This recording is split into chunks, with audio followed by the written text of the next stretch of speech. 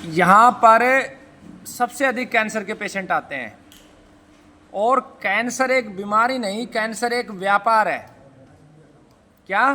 Cancer एक बीमारी नहीं, कैंसर एक व्यापार है और ये पूरे विश्व का सबसे बड़ा व्यापार है। जब तक आप इसकी जड़ तक नहीं जाओगे तब तक आप अपनी आने वाली पीढ़ियों को बचा नहीं सकते हो, क्योंकि कैंसर हो नहीं रहा है, कैंसर किया जा रहा है। किसके द्वारा किया जा रहा है? जो बड़ी बड़ी मेडिकल इंडस्ट्रीज देश में खड़ी हैं, पूरे विश्व में खड़ी हैं, वो फैला रही हैं। क्यों फैला रही है? एक कैंसर का पेशेंट अगर खड़ा होता है तो 50 लाख रुपए का प्रॉफिट है उनके लिए। आप जब तक ज्ञान के रास्ते पे नहीं बढ़ेंगे तब तक आप कैंसर को नहीं हरा सकते हैं। जो व्यक्ति सत्य के मार्ग पे, धर्म के मार्ग पे और ज्ञान के मार्ग पे बढ़ेगा वही कैंसर से जीत सकता है, वरना मौत निश्चित है। इस बात को भूलना मत। कैंसर से खतरनाक बीमारी कोई नहीं है। कैंसर से अगर दुनिया में कोई चीज़ बचा सकती है वो एकमात्र है ज्ञान। तो कैंसर है क्या? कैंसर बेसिकली आपके डीएनए का डिसऑर्डर है। डीएनए क्या होता है? एक इंसान का जन्म माँ से और पिता से होता है। माँ का रज और पिता का वीर्य मिलके एक कोशिका का निर्माण होता है। ठीक है? उस कोशिका के अंदर आपके पिछले 10 पीढ़ियों की, 20 पीढ़ियों की याददाश्त है। क्या है? मेमोरी है। उसे ये पता है पहली कोशिका को, या आपकी हाइट कितनी जानी है, आपकी आंखें कैसी होनी है, आपके क्या विचार है, सब है। और वो एक कोशिका, में सरल करके बता रहा हूँ, विज्ञान की भाषा में नहीं, देसी भाषा में, एक कोशिका के अंदर जब डिवीजन होता है, टूटती है, तो वो 2 बन जाती हैं। फिर और आगे डिवीजन होता है, वो बढ़ती रहती हैं। तो कोशिका जब समान विचारों की जो कोशिका हैं उनसे बनता है उत्तक, टिश्यू बोलते हैं। और जो समानांतर टिश्यू हैं उनसे बनता है अंग। ठीक है? और समान कार्य करने वाले अंग मिलके बनाते हैं शरीर में क्या? संस्थान। जैसे पाचन संस्थान हो गया, श्वसन संस्थान हो गया। और संस्थानों से मिलके क्या बनता है? शरीर। और पूरा शरीर किससे बना है? 5 तत्वों से बना है। सबसे ज्यादा क्या है शरीर में? जल। फिर है ठोस, ठोस यानी कि पृथ्वी। फिर है अग्नि, अग्नि यानी कि सूर्य। ठीक है? फिर क्या है? वायु। फिर है आकाश। इस धरती पर जितने भी जीव हैं वो सब इन 5 तत्वों की संतान है। ठीक है? अब इन 5 तत्वों के अंदर जब विकृति आती है तभी बीमारी आती है। अब उदाहरण के लिए एक व्यक्ति को मुंह का कैंसर हो गया। मुंह के कैंसर में उनके किसी भी पूर्वज ने गुटखा नहीं खाया था और उसने गुटखा खाना शुरू कर दिया। अब जो कोशिका है वो देखेगी, यार ये 10 पीढ़ियों से ये तो कभी खाया नहीं गया, इसको मैं कैसे पचाऊं? और वो डिसऑर्डर हो जाएगा वहां पे, और वो क्या बना देगा? कैंसर। अब आप रगड़ रहे हो अलग अलग कंपनी के पेस्ट, ब्रुश पे प्लास्टिक के पे लेके रगड़ने लग रहे हो। अब इनमें बनता है झाग। झाग के अंदर केमिकल है, वो सारे केमिकल लिखे हुए हैं नाम सहित। अब आपके 10 पीढ़ी पहले के तो किसी ने किया नहीं, कभी किसी ने कोलगेट ने किया। वो क्या करते थे? वो नीम की दातुन करते थे, वो दंत मंजन करते थे। अब वो कोशिका सोचेगी ये क्या आ गया, मैं इसको कैसे पचाऊं? और उसकी मेमोरी चली जाती है और वो क्या पैदा कर देती है? उसकी मेमोरी जाने से जो कोशिका की बढ़ने की स्पीड है वो अनकंट्रोल हो जाती है। जो 2 बन रही थी 2 की जगह 10 बनती है। वो मरने की जो प्रक्रिया होती है वो बंद हो जाती है, वही गांठ का रूप ले लेती है। तो यही कैंसर है। अब इसके हमारे देश में बहुत सारे अंधकार छुपे हुए हैं। लोग विज्ञान को कम प्राथमिकता देते हैं। बहुत सारे धर्म के ठेकेदार हो गए हैं हर जगह। धर्म का अर्थ किसी को नहीं पता है, धर्म का अनर्थ कर रखा है। धर्म का अर्थ ये है कि इन 5 तत्वों से बने हम सब, चाहे कोई हिंदू कहे अपने आप को, कोई मुस्लिम कहे, कोई सिख कहे, कोई जैन कहे, हमारा माता पिता ये 5 तत्व हैं। हमारा धर्म ये बनता है इन 5 तत्वों की शुद्धि के लिए कार्य करें, और इन 5 तत्वों से जो बना है उसको, उसकी रक्षा करने के लिए हम कार्य करें। क्योंकि मनुष्य सबसे बड़ा ताकतवर, सबसे ज़्यादा बुद्धिमान इस प्रकृति में है ना भाई? मनुष्य ही तो जंगल खड़ा कर सकता है। क्या भैंस जंगल बना सकती है? मनुष्य बीज बो बो के जंगल खड़ा कर सकता है। और हमारे पुरखों ने किया, गायों के लिए जंगल बनाए, जीवों के लिए, पक्षियों के लिए। उससे फायदा क्या हुआ? अब आपको लगता है कि यार इस गाय को चारा डालूंगा तो मेरा क्या होगा, इस कबूतर को दाना दूंगा तो मेरा क्या फायदा है? आप ही का फायदा है। अगर प्रकृति में संतुलन रहा, किसका संतुलन? पक्षियों का, वनस्पतियों का, जीवों का और मनुष्य का, तो मनुष्य का निरोगी जीवन और लंबी आयु होगी।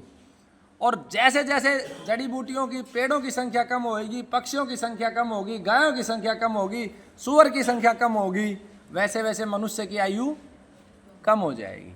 इसलिए गीता जी में क्या लिखा है कि मनुष्य एक समय कुत्ते की मौत मरेगा। इसका अर्थ क्या है कि कुत्ते की आयु कितनी होती है? मैक्सिमम 30 साल तक जीता होगा। इतने में ही आगे आने वाले समय में आज आपने अगर सदमार्ग नहीं चुना तो आने वाली पीढ़ियां 30, 35, 40, अभी देखते हो 100 से 60 पे आ गए, अधिकतर लोग 60 पे लपट जाते हैं, फिर धीरे धीरे 50 पे आओगे और फिर कुत्ते की मौत मरोगे। तो इस बात का ये है, भाव है। अब जो जितने भी चीज़ें हैं, अगर हमारे जीवन में जो भी रोगी है अपने जीवन की हर बात को इसके अनुकूल कर ले, है ना, कि मुझे जो है ना 5 तत्वों को शुद्धि करना। जैसे गंगा जी है, गंगा जी क्यों पूजनीय है? गंगा जी में इतनी अथाह ऊर्जा है। हम मूर्खता बस लेंगे, अपनी चूंदड़ी उसमें डाल देंगे, क्या फ़ायदा है उसका भाई? चूड़े डाल रहे हैं हम उसमें। गंगा जी को हम पवित्र रखें, उसको शुद्ध रखें, यही सबसे बड़ा परमार्थ है। पेड़ पौधों को बचाएं, जीवों को गाएं, यही धर्म है। धर्म ये नहीं है कि आपके अंदर तो लोगों के लिए बुरा सोच रहे हो और आप मंदिर में घंटी बजा रहे हो, ये धर्म नहीं है, इससे कुछ नहीं मिलना। या कोई मस्जिद में जाके अल्लाह अकबर कर रहा है, उससे धर्म नहीं मिलना। आपके अंदर जो है वो आपकी वाणी पे हो और सबका भला आप चाहो, यही धर्म है। जितने भी महापुरुष हुए, चाहे वो भगवान राम हुए, भगवान श्याम हुए, भगवान परशुराम हुए, या अल्लाह हुए, या जो भी महापुरुष हुए, उन सबका ध्येय यही था। लेकिन अब दुकानें बन गई धर्म के नाम पर, क्योंकि उससे लाभ किसको होता है? वो अपना लाभ उठा रहे और आप छोटी छोटी चीज़ों में फंसे जा रहे हो। ठीक है, तो ये सबसे पहला काम आपको करना है, ठीक होना है तो, क्योंकि आपकी ऊर्जा आपकी आत्मा में स्थित है। जो व्यक्ति अपनी आत्मा में स्थित हो गया और आत्मा की चेतना के साथ चलेगा, दुनिया में कोई नहीं मार सकता उसको, ना कोई हरा सकता है। वो कैंसर क्या, हर समस्या से बाहर निकलेगा। अपनी आत्मा को सुनना, अपनी आत्मा तक पहुंचना, ये पहला दायित्व है आपका। जब आप अपनी आत्मा के पास पहुंच जाओगे तो परमात्मा के पास पहुंच जाओगे। परमात्मा मतलब परम, जो सबसे श्रेष्ठ आत्मा है, तो उधर हमें मूवमेंट करना है। अपने जीवन से ईर्ष्या को मिटा दो। अगर कैंसर से ठीक होना है तो ईर्ष्या नष्ट हो जानी चाहिए, प्रेम प्रबल हो जाना चाहिए। हर जीव से प्रेम करना है, अपना कोई शत्रु नहीं है। हमारा सिर्फ एक ही शत्रु है इस संसार में, क्या है? हमारे विचार, हमारी नकारात्मकता, हमारे बहाने, यही हमारे शत्रु हैं। हम जो ईर्ष्या कर रहे हैं ये हमारा शत्रु, और कोई शत्रु नहीं है। सबसे प्रेम करो। ठीक है, आपको लगता है सामने शेर आ गया वो खा जाएगा, तो उससे प्रेम नहीं कर सकते ना, अपना बचाव करो। प्रेम का अर्थ ये भी नहीं है कि कोई तलवार लेके खड़ा है तो आप हाथ जोड़ के, वो जो मारने वाला उसको वैसे ही जवाब देना है। प्रेम का अर्थ है किसी से ईर्ष्या नहीं करनी, सबका भला सोचना है। जैसे छोटे छोटे पक्षी हैं, आप यहाँ आए, आप एक छोटा सा काम करो, मान लो 30% लोगों के पास गाड़ी है, आप प्रैक्टिकली करना, और 70% लोगों के पास गाड़ी नहीं है। गाड़ी में स्पेस है, यहाँ से बहुत सारे लोग दुखी होकर पैदल जा रहे हैं, आप जितना स्पेस है आप बैठा लो। वो जब तक आपके साथ बैठा रहेगा वो सकारात्मक ऊर्जा आपके लिए छोड़ता रहेगा, और यही संसार की शक्ति है। हर मनुष्य समान है, कोई मनुष्य बहुत ज़्यादा ताकतवर नहीं है, कोई बहुत ज़्यादा कमज़ोर नहीं है। सकारात्मकता के साथ आगे बढ़ोगे तो आप ठीक होने हो। दूसरा, आप ज़्यादा से ज़्यादा समय वनस्पतियों के पास, इस समय सबसे ज़्यादा पवित्र ऊर्जा पेड़ों के पास है। मनुष्य में आ चुका है छल कपट, इसलिए मनुष्य के पास कुछ बचा ही नहीं है। मनुष्य के पास बचा है भी दुख, बीमारियां, कष्ट। आपको सुख चाहिए तो पेड़ों के पास जाओ, उनमें पानी डालो, उनको लगाओ। पक्षियों के पास जाओ, गायों के पास जाओ, तो आपको सुख मिलेगा, पॉजिटिव एनर्जी मिलेगी और आप ठीक हो जाओगे। यहाँ से जो दवा आपको मिलती है वो 10-15% से ज़्यादा काम नहीं करती है। सारा रोल आपका है, क्योंकि हमारी जो चिकित्सा पद्धति है ये नई चिकित्सा पद्धति है। ये आयुर्वेद भी नहीं है, ये यूनानी भी नहीं है, सिद्धा भी नहीं है, होम्योपैथी भी नहीं है, ये है जीवन चिकित्सा पद्धति। ये 75% काम करती है सूक्ष्म शरीर पे। मैंने ऐसे ऐसे रोगी देखे हैं जिनको 30 दिन की लाइफ बताए, इधर आज 5 साल हो गए जिंदा हैं। क्यों? क्योंकि वो अपनी आत्मा के साथ स्थित हो गए। तो उनको कौन मार सकता है? बीमारी मार ही नहीं सकती है। जो पवित्र हो जाएगा, आत्मा में स्थित हो जाएगा, वो ठीक रहेगा। जिसके मन में छल कपट छिपा पड़ा है वो छल कपटी ही रहेगा, वो नहीं ठीक हो सकता है। तो ये मैंने इसलिए बताया कि आप 8-10 हज़ार रुपये दे के जाओगे, अगर इन छल कपट को नहीं मिटाओगे तो आपका व्यर्थ जाएगा और मेरा भी प्रयास व्यर्थ जाएगा। जो इन वीडियो को सुन के लागू कर सकता है, पालन कर सकता है, वही व्यक्ति दवा ले, अन्यथा समय नष्ट होगा। और जो मूल विषय जो जहाँ से मैंने प्रारंभ किया था कि ये जो बीमारियाँ हैं ये हो नहीं रही, दी जा रही है। कैसे दी जा रही हैं? सुबह सर उठते ही आप क्या करते हो? पेस्ट करते हो, आपने कैंसर पैदा कर लिया। फिर उसके बाद चाय पीते हो, चाय है जहाँ पे ठंड है उनके लिए चाय है। मूर्खता क्यों कर रहे हो? इतनी गर्मी में रह रहे हो फिर चाय पिए जा रहे हो। जहाँ ठंडा प्रदेश है वहाँ गर्म चीज़ें खाई जाती है। हम बताओ गज्जक सर्दी में ही क्यों खाते हैं? क्योंकि सर्दी में बॉडी को गर्मी चाहिए। गज्जक का मतलब समझते हो? गुड़ और उससे। और चाय 12 महीने पिए जा रहे हो। और ये चाय भी नहीं है, सीधा सीधा जहर है। क्योंकि जो असली चाय है वो विदेशों में एक्सपोर्ट हो जाती है। हरी पत्तियों की चाय आप पियो, सर्दी में पी सकते हो, लेकिन ये केमिकल आते हैं प्योर, उसमें जो केमिकल है लिखे हुए हैं। उसके बाद आप क्या करते हो? उसके बाद स्नान करना शुरू करते हो। अब तुम्हारी खोपड़ी में ये डाल दी कि जो गोरा है वो ही अच्छा है। आज तक कोई फेयर एंड लवली से गोरा हुआ है क्या? किसी भी क्रीम से कोई गोरा हुआ है? और गोरे काले से कोई फर्क नहीं पड़ता। आपके सामने जो व्यक्ति बैठा है वो आपसे कितना प्रेम कर रहा है। प्रेम शक्ति है। प्रेम का अर्थ ये भी नहीं है फिल्मों ने डाल दिया कि आई लव यू, इस लड़की को बोल दिया ये प्रेम है। ये कुछ नहीं है, ये मूर्खता है। प्रेम शाश्वत है, आपकी सांसों के साथ प्रेम चलता है। प्रेम अनंत है, प्रेम की कोई सीमा नहीं, प्रेम को कोई समाप्त नहीं कर सकता है। तो जितना आप प्रेम करोगे तरक्की करोगे। तो ये जो आप साबुन रगड़ते हो, ये शैम्पू रगड़ते हो, फिर उसके बाद गोरा बनने के लिए रगड़ा रगड़ाई करते हो, ये सारे बीमारी के घर हैं। उसके बाद आजकल ये बीमारी चल गई है लिपस्टिक। भैया हमारे दादा परदादा ने चंदन रगड़ रगड़ के लगाया। महिलाओं के यूट्रस कैंसर का सबसे बड़ा कारण, ब्रेस्ट कैंसर का सबसे बड़ा कारण, और पुरुषों में कैंसर का सबसे बड़ा कारण ये लिपस्टिक है। क्यों है? कि लिपस्टिक को शरीर पचा ही नहीं सकता, उसमें निकल और मरकरी है। और जो रोम छिद्र है हमारी माओं के, बहनों के जो ब्रेस्ट हैं उनके अंदर जाके वो फंसता है और वहीं पे गांठें बनती हैं, यूट्रस में गांठें बनती है। पुरुष प्रेमवश वो स्त्री को किस कर दे तो उसके शरीर में चला गया। उसके बाद आप ये नेल पेंट रगड़ोगे, और नेल पेंट भी तुम लोग प्रतियोगिता करोगे। तू हरी वाली लगा ली, अच्छा परमानेंट वाली एक नई आ गई, तूने लाल लगा ली, कपड़े के साथ भी मैच होनी चाहिए। ये नेल पेंट जो माताएं लगा रही हैं ये पूतना का रूप ले चुकी हैं। क्यों ले चुकी है? कि इस नेल पेंट को लगा लगा के जब आटे को गूंथती हो, यही नेल पेंट कहाँ जाता है?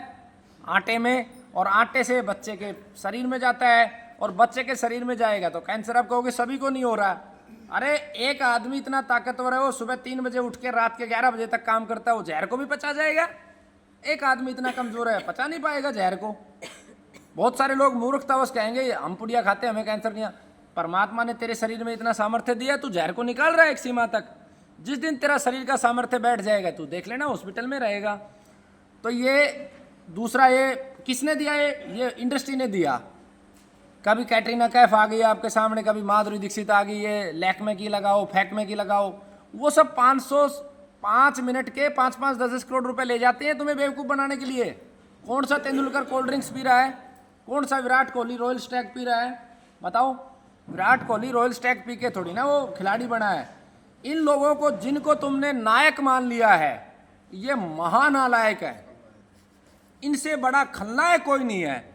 आप घर घर में विराट कोहली की तस्वीर लगी है। विराट कोहली को क्यों तस्वीर लगा रखी? भगत सिंह कहाँ गया जो जान देगा तुम्हारे लिए भाई? कहाँ गया राजीव दीक्षित जो हर क्षण लड़ता रहा आपके लिए? वो तो पैसे लेके खेल रहा है, ठीक है, वो अच्छा खिलाड़ी है, सम्मान है, लेकिन वो अपने जमीर को भी तो बेच रहा है। वो भूखा थोड़ी ना मर रहा है विराट कोहली, जो रॉयल स्टैग हमारे देश के युवकों को पीने के लिए प्रेरित कर रहा है। तो जो महाखलनायक है उनको बना दिया तुमने महानायक, और जो महानायक हैं उनको तुम भूल गए।